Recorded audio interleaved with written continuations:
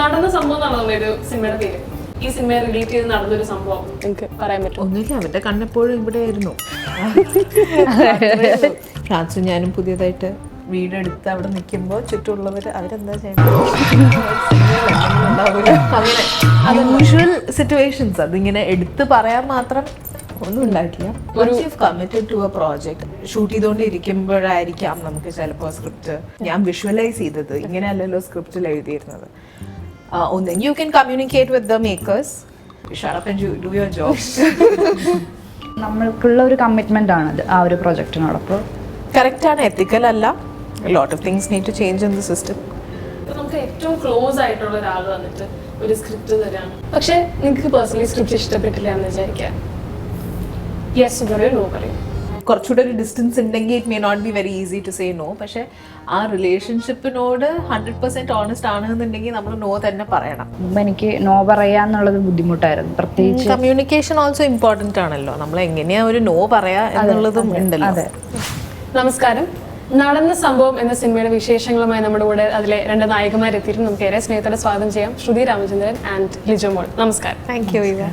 അപ്പോൾ ഈ ഒരു സിനിമയുടെ ട്രെയിലർ പോസ്റ്റർ എല്ലാം കണ്ടപ്പോൾ നമുക്ക് ശരിക്കും ഒരു ഹൗസിംഗ് കോളനി, ഒരു ഫാമിലി എന്റർടൈനർ സെറ്റപ്പാണ് നമുക്ക് ആസ് എ ഓഡിയൻസ് എനിക്ക് തോന്നിയത്. അത് പക്ഷേ towards the end of the trailer something is there in the movie. ഒരു ടിപ്പിക്കൽ ഹ്യൂമർ എന്നതിനേക്കാൾ കൂടുതൽ സിനിമയിൽ എന്തോ ഒരു ചെറിയൊരു ത്രില്ലിംഗ് എലമെന്റും കൂടി ഉണ്ട്, നമുക്ക് അങ്ങനെ തോന്നി. സോ ഈ സിനിമയെ പറ്റി, നിങ്ങളുടെ ക്യാരക്ടറിനെ പറ്റി ജസ്റ്റ് ഒന്ന് ബ്രീഫ് ചെയ്യാൻ പറ്റും? ആദ്യം ചേച്ചി പറഞ്ഞു. സിനിമയെ പറ്റി ബ്രീഫ് ചെയ്യാൻ, അതിൻ്റെ പേര് പോലെ തന്നെ നമ്മൾ കാണുകയും കേൾക്കുകയും ചെയ്തുകൊണ്ടിരിക്കുന്ന, അല്ലെങ്കിൽ നമുക്കറിയാവുന്ന കുറച്ചധികം നടന്ന സംഭവങ്ങൾ അല്ലെങ്കിൽ നടക്കുന്ന സംഭവങ്ങളാണ് സിനിമ. അതിൽ തന്നെ ഒരു പെർട്ടിക്കുലർ ഇൻസിഡൻ്റ് ആണ് ഇതിൽ കുറച്ചുകൂടെ ഹൈലൈറ്റ് ചെയ്ത് നിൽക്കുന്നത്, അത്രയേ ഉള്ളൂ. ഇതിലെ ക്യാരക്ടറിനെ കുറിച്ച് പറയാനാണെങ്കിൽ സുരാജേട്ടൻ്റെ അജിത്ത് എന്ന് പറയുന്ന ക്യാരക്ടറിൻ്റെ വൈഫാണ്, ധന്യ എന്നാണ് പേര്. ഒരു ഹൗസ് വൈഫാണ്. ഒരു പോയിന്റ് വരെ ഒരു വളരെ സാധാരണക്കാരിയായ ഒരു സ്ത്രീ. പക്ഷെ ഒരു പോയിന്റിനപ്പുറം ലൈഫിൽ ഒരു ഇമ്പോർട്ടൻറ്റ് ഡിസിഷൻ എടുക്കേണ്ട ഒരു സിറ്റുവേഷൻ വരുമ്പോൾ ആ ഒരു ഡിസിഷൻ എടുത്ത് മുന്നോട്ട് പോകുന്ന ഒരാളാണ്. ലിജോ പറഞ്ഞ മാതിരി തന്നെ കോമൺ എലിമെന്റ്സ് റിമെയിൻ. എൻ്റെ ക്യാരക്ടറിന് പേര് റോഷി എന്നാണ്. ബിജുചേട്ടൻ പ്ലേ ചെയ്യുന്ന ഉണ്ണി എന്ന് പറഞ്ഞ ക്യാരക്ടറിൻ്റെ വൈഫാണ്. അപ്പോൾ ഉണ്ണീൻ്റെയും റോഷീൻ്റെയും ധന്യയുടെയും അജിത്തിൻ്റെയും life and relationship completely different ആണ്. ഇവരുടെ ഒരു പെർട്ടിക്കുലർ ടൈപ്പിലുള്ള ഒരു റിലേഷൻഷിപ്പാണ്. നമ്മുടെ ആണെങ്കിൽ ഒരു ഫ്രണ്ട്ഷിപ്പ് ഉണ്ട്. ഉണ്ണിക്കും റോഷിക്കും ഒരു അടിപൊളി ഒരു ഫ്രണ്ട്ഷിപ്പ് ഉണ്ട്, ട്രസ്റ്റ് ഉണ്ട്, റെസ്പെക്റ്റ് ഉണ്ട്. അപ്പം അങ്ങനെ പോകുന്ന ഒരു റിലേഷൻഷിപ്പാണ്. പൊതുവെ സൊസൈറ്റിയിൽ കാണാനോ കുറേ പേർക്ക് അക്സെപ്റ്റ് ചെയ്യാൻ കുറച്ച് ബുദ്ധിമുട്ടുള്ള ഒരു റിലേഷൻഷിപ്പാണ്.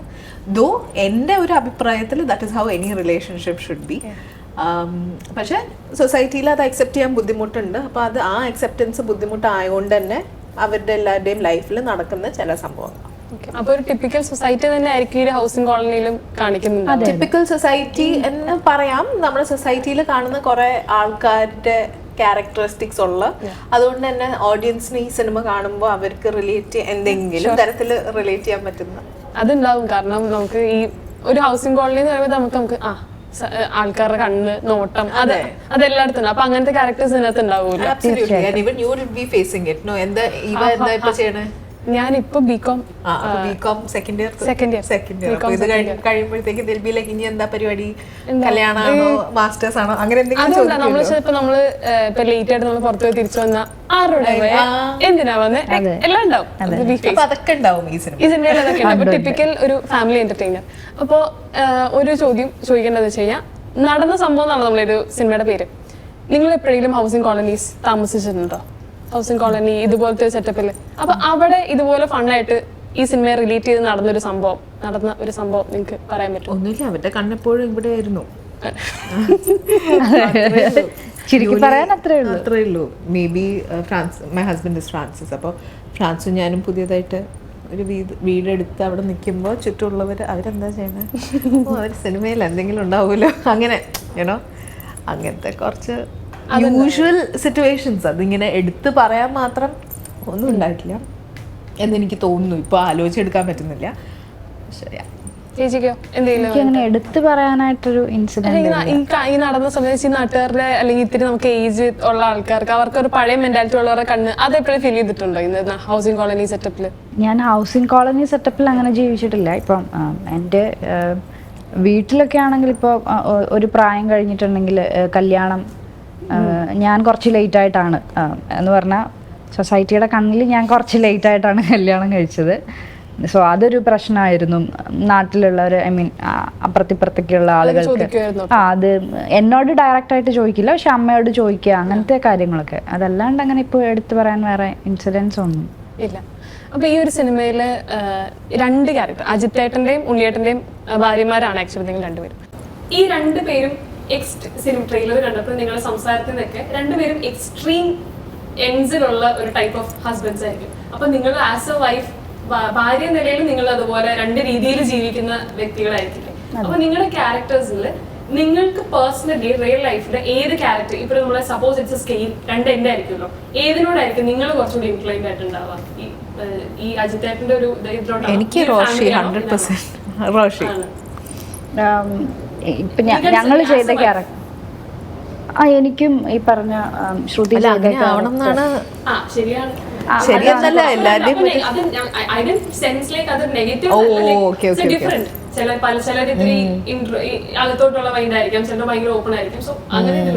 അല്ല, ക്യാരക്ടർ വെച്ച് നോക്കുമ്പോ എന്റെ ക്യാരക്ടർ അങ്ങനെ കുറച്ച് ഇൻട്രോവേർട്ടാണ്. അത് ഞാൻ കംഫർട്ടബിൾ ആയിട്ടുള്ള ഏരിയ ആണ്. ഞാൻ ഇൻഡിവിജ്വൽ ക്യാരക്ടേഴ്സ് ആണെങ്കിൽ Lijo is happy with Dhanya. ധന്യയുടെ ക്യാരക്ടർ. പക്ഷെ ഒരു ഫാമിലി ലൈഫ് സെറ്റപ്പിൽ വരുമ്പോൾ എനിക്ക് തോന്നുന്നു ശ്രുതി ചെയ്ത ക്യാരക്ടറാണ് കുറച്ചും കൂടി എനിക്ക് ഇഷ്ടം. എനിക്ക് രണ്ടും റോഷി തന്നെ. റിയൽ ലൈഫിലും നിങ്ങൾ ശരിക്കും ഈ സിനിമയ്ക്ക് വേണ്ടിയാണ് അവർ തമ്മിൽ മീറ്റ് ചെയ്തിട്ടുള്ളത്. കാരണം വെച്ചാൽ ഞാൻ എനിക്ക് ചോദിക്കാനുള്ള ചോദ്യം അതിലേക്കാണ് വരുന്നത്. റിയൽ ലൈഫിലും സിനിമയിലും രണ്ടിലും എപ്പോഴാണ് ആദ്യം അങ്ങോട്ടും ഇങ്ങോട്ടും നിങ്ങൾ കണ്ടിട്ടുണ്ടാവുക? അതെ, ഫസ്റ്റ് ഡേ ഓഫ് ഷൂട്ട് പൂജ. അതെ, സിനിമ ആദ്യം ഫസ്റ്റ് കണ്ട മഹേഷ് ആയിരിക്കും. എനിക്ക് തോന്നുന്നു പ്രേതം. അപ്പൊ നമ്മൾ ആദ്യം കണ്ടതിനേക്കാൾ കൂടുതൽ ചിലപ്പോൾ നമുക്ക് മൈൻഡിൽ അത്ര രജിസ്റ്റർ ആയിട്ടുള്ള ക്യാരക്ടർ അത് ചിലപ്പോ അത് പ്രേതം സിനിമ തന്നെയാണോ? പെട്ടെന്ന് അത് കണ്ടാ അങ്ങനെ പെട്ടെന്ന് മറക്കില്ലല്ലോ. ആ ഒരു ക്യാരക്ടർ പെട്ടെന്ന് അങ്ങനെ മറക്കുന്ന ഒരു ക്യാരക്ടർ അല്ല. പിന്നെ അത് കഴിഞ്ഞിട്ട് എനിക്ക് തോന്നുന്നു ആസ്മികയുടെ നമ്മള് സ്ഥിരം പറയുന്നത്. പിന്നെ ഇപ്പൊ അവർ രണ്ടുപേരും സുരാജേട്ടനും ബിജുവിനും ഇവിടെ ഇല്ല, പക്ഷെ എന്നാലും അവരെ രണ്ടുപേരുടെയും നിങ്ങൾ രണ്ടുപേരും കണ്ടിട്ടില്ല, അല്ലെങ്കിൽ പെട്ടെന്ന് രജിസ്റ്റർ ആവുന്ന അല്ലെങ്കിൽ പെട്ടെന്ന് ഒരു ക്യാരക്ടർ പറയാൻ പറഞ്ഞാൽ ഏറ്റവും ഇഷ്ടപ്പെടുന്ന ഒരു ക്യാരക്ടർ അവർ രണ്ടുപേരും ചെയ്തതിൽ ഏറ്റവും ഇഷ്ടമുള്ള ഏതായിരിക്കും? സിനിമകൾ ചെയ്ത എനിക്ക് സുരാജേട്ടൻ്റെത് പെട്ടെന്ന് പറയാനാണ് ആക്ഷൻ ഹീറോ ബിജുവിലെ ആ ക്യാരക്ടർ. പെട്ടെന്ന് ചോദിച്ചാൽ, കാരണം സുരാജേട്ടൻ ആസ് ആൻ ആക്ടർ എന്നുള്ള രീതിക്ക് ഒരു ഷിഫ്റ്റ് കൊടുത്ത ഒരു കൊമേഡിയൻ എന്നുള്ള അതിൽ നിന്ന് ഭയങ്കരമായിട്ടൊരു ഷിഫ്റ്റ് കൊടുത്ത ഒരു മൂവിയാണ് അത്. ബിജു ചേട്ടൻ്റേത് പറയാൻ പറഞ്ഞാൽ എനിക്ക് പഴയ സിനിമകൾ ഒരുപാട് ഇഷ്ടമാണ്. പറഞ്ഞ മഴ, ആ കാലത്ത് തൊട്ടുള്ള മൂവികൾ ഇഷ്ടമാണ്. പെട്ടെന്ന് പറയണം എനിക്കാണെങ്കിൽ സുരാജ് ചേട്ടൻ എന്ന് പറഞ്ഞാൽ ഞാൻ പിന്നെ of course action hero Biju, but also കാണേ കാരണം എനിക്ക് അതിലൊരു ഇതുണ്ടായതുകൊണ്ട്. പിന്നെ ബിജു ചേട്ടനാണെങ്കിൽ എല്ലാം എനിക്ക് ബിജു ചേട്ടൻ ആസ് എൻ ആക്ടർ എനിക്ക് ഭയങ്കര ഇഷ്ടമുള്ള ഒരു ആക്ടറാണ്. അപ്പോൾ കണ്ണെഴുതി പൊട്ടുന്നിട്ട് പിന്നെ എനിക്കിങ്ങനെ എടുത്ത് കുറേ ഉണ്ട്. അപ്പോൾ എല്ലാം എനിക്ക് ഭയങ്കര ഇഷ്ടമുള്ള. ആൻഡ് ബിജുചേട്ടൻ്റെ പാട്ടുകൾ ഐ റിയലി അത് കോൺസ്റ്റൻ്റ്ലി റീവാച്ച് ചെയ്യുന്ന, ലിസൺ ചെയ്യുന്ന ഒരാളാണ്. I think as an actor he's got an അടിപൊളി repertoire of work and songs and everything. എനിക്കത് ആക്ച്വലി ഞാൻ ഈ ഇൻ്റർവ്യൂ നമ്മൾ സ്ക്രീനിൽ കാണുന്നതിന് അപ്പാർട്ട് ഫ്രം ദാറ്റ് ബിജുചേട്ടൻ്റെ ഇൻ്റർവ്യൂസ് കണ്ടപ്പോൾ എനിക്കൊരു പെട്ടെന്ന് മനസ്സിലൊരു കാര്യം ക്ലിക്കായെന്ന് വെച്ച് കഴിഞ്ഞാൽ, ഈ സിനിമ എനിക്ക് നടന്ന സംഭവം എന്ന് പറഞ്ഞ സിനിമയുടെ ഒരു ഇന്റർവ്യൂ ഉണ്ട്, എങ്ങനെയാണെന്നൊക്കെ ഞാൻ വീട്ടിൽ വിശേഷം പറഞ്ഞു. അപ്പോൾ ഞാൻ പറഞ്ഞു ട്രെയിലർ ഇങ്ങനെയാണ്, എക്സ്ട്രീം ക്യാരക്ടേഴ്സ് ആണ്, യൂഷ്വലി എന്ന് പറഞ്ഞാൽ കുറച്ചുകൂടെ ഫീമെയിൽ ഇന്ററാക്ഷൻസ് ഒക്കെ ഉള്ള മറ്റേ. അപ്പോൾ ഇങ്ങനെ പറഞ്ഞപ്പോഴും അപ്പോഴും മനസ്സിലാലോചിച്ചത് എൻ്റെ മനസ്സിൽ ബിജുചേട്ടൻ ഒരു പെട്ടെന്ന് കിടക്കുന്ന ഒരു ക്യാരക്ടർ അയ്യപ്പനും കോശിയും. അതിനകത്ത് അവളൊരു റിജിഡ് ആയിട്ടുള്ള സ്വഭാവമല്ലേ. അപ്പം ഞാൻ ആലോചിച്ചു, ഇത്ര ഫീമെയിൽ ആയിട്ട് ഇംഗ്ലീഷ് ആ ഒരു സോഫ്റ്റ് വേർഷൻ പുള്ളി വർക്ക് ആവോ അങ്ങനെയൊക്കെ എനിക്ക് മനസ്സിൽ വന്നു. അതിനുശേഷമാണ് ഞാൻ കുറച്ച് ഇന്റർവ്യൂസ് കണ്ടത്. That is when I understand he's a very charming person. എനിക്കിങ്ങനെ നമുക്കൊരു ആസ് എ പേഴ്സൺ കാണുമ്പോഴേക്കും വെരി ചാമിങ്. അപ്പൊ എനിക്ക് അത് ആക്ച്വലി മനസ്സിലായി, ശരിക്കും നമ്മൾ സ്ക്രീനിൽ കാണുന്ന ആളെ ആയിരിക്കില്ല. നിങ്ങൾക്ക് അങ്ങനെയാണോ? ആള് ഭയങ്കര കാം ആൻഡ് എപ്പോഴും ഭയങ്കര പീസ് ആണല്ലേ? യെസ്, എനിക്ക് എൻ്റെ മിക്ക സീൻസും ബിജുചേട്ടൻ്റെ കൂടെയായിരുന്നു. എനിക്ക് സുരാജേട്ടനായിട്ട് ഈ സിനിമയിൽ കോമ്പിനേഷൻസ് ഉണ്ടായിരുന്നു. ആൻഡ് ഞാൻ നേരത്തെ പറഞ്ഞില്ലേ, റോഷിയും ഉണ്ണിയും അവർ തമ്മിലുള്ള റിലേഷൻഷിപ്പ് അങ്ങനത്തെ ഒരു ഗിവ് ആൻഡ് ടേക്ക്, ഒരു ഭയങ്കര ഗ്രീൻ ഫ്ലാഗ് റിലേഷൻഷിപ്പ് എന്ന് പറയുന്ന മാതിരി അങ്ങനത്തെ നമുക്ക് ഏറ്റവും കൂടുതൽ കോമൺ ആയിട്ടുള്ള സംഭവമാണ് ഗ്രീൻ ഫ്ലാഗ്. അതെ, അപ്പൊ അങ്ങനത്തെ ഒരു റിലേഷൻഷിപ്പ് ആണ് ഇവര് തമ്മിൽ. അപ്പൊ അങ്ങനത്തെ ഒരു റിലേഷൻഷിപ്പ് ഇൻവോൾവ്സ് രണ്ടുപേരും ചാർമിങ് ആവണം എന്ന രീതിയിൽ. അപ്പോൾ ഒബ്വിയസ്ലി ബിജുചേട്ടൻ as an actor he exudes charm. അടിപൊളിയായിരുന്നു, യുനോ, ടു സ്റ്റാൻഡ് ഓപ്പോസിറ്റ്. അതൊന്ന് കണ്ട് അന്ന് നമുക്ക് റിയാക്ട് ചെയ്താൽ മതി. പക്ഷെ ബിജുചേട്ടൻ അങ്ങനെ ഇറ്റ് വാസ് നൈസ്. ഞാൻ വേറൊരു കാര്യം ചോദിക്കേണ്ടത്, ഇത് out of the cinema just common ആയിട്ടുള്ള ക്വസ്റ്റ്യൻ ആണ്. എപ്പോഴെങ്കിലും ഹാവ് യു എവർ ഫെൽറ്റ് ഇച്ചിരി ഡിസ്റ്റർബ്ഡ് ആയിട്ട്? കാരണം സ്ക്രിപ്റ്റ് വായിച്ചു, ഒരു സിനിമ കമ്മിറ്റ് ചെയ്തു, but on the course of making നമ്മൾ വിചാരിച്ച എക്സ്പെക്ടേഷനിൽ ഇപ്പോൾ സിനിമ എത്തിയില്ല എന്ന എക്സ്പീരിയൻസ് എപ്പോഴും ഉണ്ടായിട്ടുണ്ടോ? And how have you dealt it? തീർച്ചയായിട്ടും ഉണ്ട്. അപ്പോൾ അതെങ്ങനെ ഡീൽ ചെയ്തിട്ടുണ്ട്? ലൈക്ക് നമുക്ക് മൈൻഡിലൊരു once you committed to a project, അതിൽ നിന്ന് പിന്നെ ഷൂട്ട് ചെയ്തുകൊണ്ടിരിക്കുമ്പോഴായിരിക്കാം നമുക്ക് ചിലപ്പോൾ സ്ക്രിപ്റ്റ് അയ്യോ ഇങ്ങനെ അല്ലല്ലോ ഞാൻ വിഷ്വലൈസ് ചെയ്തത്, ഇങ്ങനെ അല്ലല്ലോ സ്ക്രിപ്റ്റിൽ എഴുതിയിരുന്നത്. ഒന്നെങ്കിൽ you can communicate with the makers. ചില സമയത്ത് you can communicate with the makers. ഇല്ലാന്നുണ്ടെങ്കിൽ ചിലപ്പോൾ അതും നമുക്ക് ചെയ്യാനുള്ള ഒരു സ്പേസ് ഉണ്ടാവില്ലായിരിക്കാം. You shut up and do your job. അങ്ങനെയാണോ ചേച്ചി? അതെ, നമുക്ക് വേറെ വേറെ വഴി എന്ന് പറഞ്ഞാൽ നമുക്ക് ഇടയ്ക്ക് വെച്ചിട്ട് നിർത്തിയിട്ട് പോകാൻ പറ്റുന്ന ഒരു ജോബല്ല അത്. ഒരു പ്രോജക്റ്റ് നമ്മൾ ടെക്നീഷ്യൻസ് ആണ് അതിൽ ഇൻവോൾവ് ആവുന്നത്. കമ്മിറ്റ് ചെയ്താൽ അത് നമ്മൾ തീർക്കണം. അത് നമ്മൾ ചെയ്യുന്ന നമ്മൾക്കുള്ള ഒരു കമ്മിറ്റ്മെന്റ് ആണത് ആ ഒരു പ്രോജക്റ്റിനോട്. അപ്പോൾ കറക്റ്റ് ആണ്, എത്തിക്കൽ അല്ല. Lot of things need to change in the system. പക്ഷെ ഇത് ഓൾസോ അത് ഇറ്റ് ഡിപ്പെൻഡ്സ്. ഓക്കെ, ചിലപ്പോൾ നമ്മൾ വിഷ്വലൈസ് ചെയ്ത രീതി ആയിരിക്കാം വേറെ, അപ്പോൾ ചിലപ്പോൾ ഇറ്റ് ഇസ് ഓൺ യു. പക്ഷെ നമ്മളിപ്പോൾ സ്ക്രിപ്റ്റ് വായിച്ചു, പക്ഷെ ഡ്യൂ ടു മേക്കിംഗ് സ്ക്രിപ്റ്റോട് 100% നീതി പുലർത്തി, പക്ഷെ സിനിമ ചെയ്ത് വന്നപ്പോൾ അതൊരു വർക്ക്ഔട്ട് ആയി. നിങ്ങൾക്ക് അങ്ങനത്തെ സിനിമ പേര് പറയണ്ട, പക്ഷെ അങ്ങനത്തെ എക്സ്പീരിയൻസ് ഉണ്ട്. ഡിസപ്പോയിന്റ്മെന്റ് ഉണ്ടാവും, പക്ഷെ അത് നമുക്കൊന്നും ചെയ്യാൻ പറ്റണം എന്നില്ല അതിനെക്കുറിച്ച്. അതിപ്പോ അതിനുശേഷം ആരെങ്കിലും ആ സിനിമയെ പറ്റി അഭിപ്രായം പറയുമ്പോൾ ഹാവ് യു എവർ ടോൾഡ് ഇങ്ങനെയല്ല ഇങ്ങനെയാണ് എക്സ്പ്ലെയിൻ ചെയ്യാൻ ശ്രമിച്ചിട്ടുണ്ടോ? Or just accepting it? It depends on the person, ചോദിക്കുന്ന ആള്. നമുക്ക് വളരെ ക്ലോസ് ആയിട്ടുള്ള ആളുകളുടെ അടുത്താണെങ്കിൽ നമുക്ക് ഓപ്പൺ ആയിട്ട് പറയാം എന്താണ് എന്നുള്ളത്, നമ്മൾ എന്താണ് എക്സ്പെക്ട് ചെയ്തത്, സിനിമ എന്താന്നുള്ളത്. അങ്ങനെ പറഞ്ഞിട്ട് കാര്യം പുറത്തുള്ള ആളുകളോട് പറയാൻ പറ്റില്ല, പറഞ്ഞിട്ട് കാര്യമില്ല, പറയാൻ പറ്റുകയില്ല.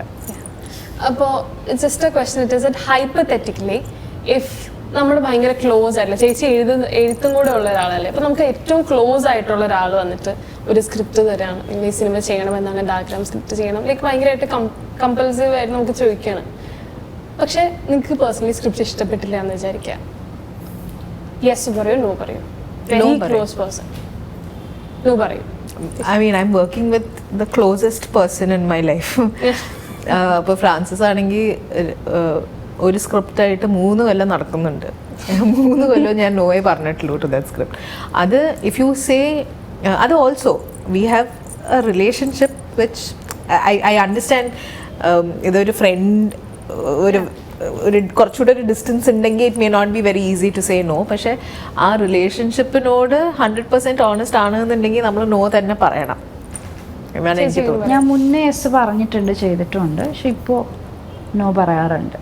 What is the change? എന്തുകൊണ്ടായിരിക്കും അങ്ങനെ ഒരു ഇപ്പം ഞാൻ യെസ് പറയും ഇപ്പം നോ പറയും അങ്ങനെ ഒരു? എനിക്ക് തോന്നുന്നു ഇപ്പോൾ കുറച്ചും കൂടി ഞാൻ മെച്ചുവേർഡായി.